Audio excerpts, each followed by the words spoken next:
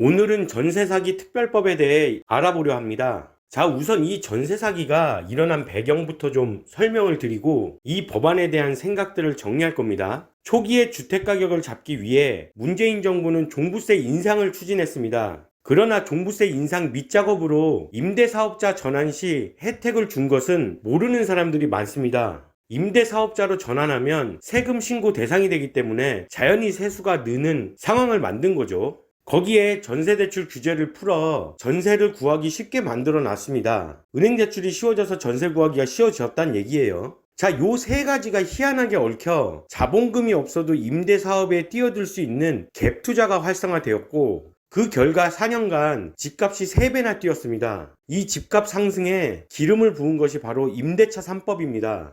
간략하게 이야기하면 이 임대차 3법은 임대인, 집주인이죠. 임대인에게는 규제가 가고 임차인, 새 들어 사는 사람을 말하는 거예요. 이 임차인에게는 혜택이 되는 그런 법입니다. 취지 자체는 나쁜 건 아닌데, 보시다시피 이 법안을 대표 발의한 박주민조차도 임대차 3법이 시행되기 전 발빠르게 임대료를 인상했어요. 그때 욕 많이 먹었죠. 그 말은 임대인들은 법이 적용되기 전에 웬만하면 임대료를 미리 인상했다는 거죠. 그 후 전세를 다들 월세로 돌리게 된 거죠. 근데 직접적인 인과관계가 뭐가 없어. 월세로 전환하는 게 임대인에게는 무조건 좋은데, 임차인은 보증금이 크더라도 월세를 줄이는 게 좋고 보증금은 떼인다고 누가 생각이나 하겠냐고. 자, 이런 상황에서 당연히 전세 매물이 줄어듭니다. 극심하게요. 자연스레 전세 보증금이 집값 정도로 뛰니 집값이 뛰는 건 말할 필요가 있겠습니까? 갭 투자를 보다 보니 전세 대출로 집을 장만할 수가 있구나 하면서 집을 늘려나간 이른바 깡통 전세가 급증하고, 빌라 500여 채, 피해자 355명, 피해 금액 800억인 새 모녀 전세 사기 사건, 빌라 1500채, 피해자 1200명, 피해 금액 2300억 원의 빌라왕 김모씨 사건, 피해 금액 90억 원, 공범만 70명인 바지사장 청년 빌라왕 송모씨 사건. 사건들을 조사할수록 피해 금액, 수법, 피해자 수는 엄청나게 늘었습니다. 이게 사기냐 아니냐인 사건까지 합치면 전세 사기 총 피해 금액은 15조 정도로 추정된다고 하는데요.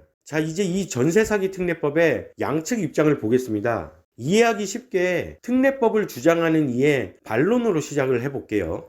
야당 측은 전세 사기 피해자 선구제 후 회수 수조 원 든다, 사실이 아닙니다, 이렇게 말하고 있어요. 아니 근데 이게 왜 팩트체크 1이야? 이건 팩트체크가 아니죠. 주장인 거죠. 정부가 말하는 수조 원은 피해 보증금 전액을 보상하고 한 푼도 회수하지 못한다는 잘못된 기준으로 단순 계산한 금액입니다. 아니 이유가 2번에 달려있네? 피해 전액 보상과 회수 0원이라는 엉터리 단순 계산은 할 수 없다, 요 얘기죠. 자, 다음 피해 보증금의 전액을 보상하는 내용이 아니다, 회수 가능한 금액을 사전 평가 후 평가 금액만큼 주자라는 거죠. 그 다음 최우선 변제금 이상 회수하지 못하는 경우에만 재정이 소요된다, 보증금을 거의 돌려받지 못하는 피해자들에게 최우선 변제금 수준이라도 구제하자는 취지인데, 아니 이러면 부동산 시장에 혼란이 좀 올 것 같긴 하죠. 다음 집주인한테 받아서 준다는 뭐 그런 얘기인 것 같은데, 마지막으로 그 결과 금액이 4,875억 원이라고 합니다. 자, 그럼 정부 측 입장은 뭐냐? 첫째로 전세 보증금의 잔존 가치가 경매 후 나오는데 미리 주기 어렵고, 추정 보상금을 전세 피해자들이 받아들이지 않을 가능성이 높아 분쟁의 소지가 크다는 거고,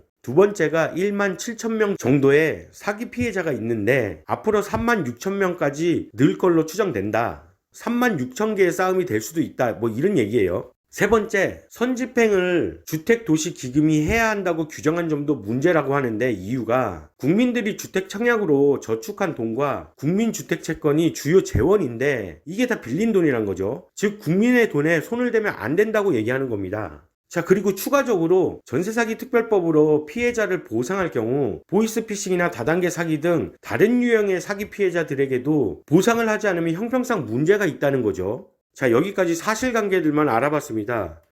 근데 잠깐 든 멍청한 생각이긴 한데, 집주인이 날라간 저 집들은 그냥 살게 하면 안 되나?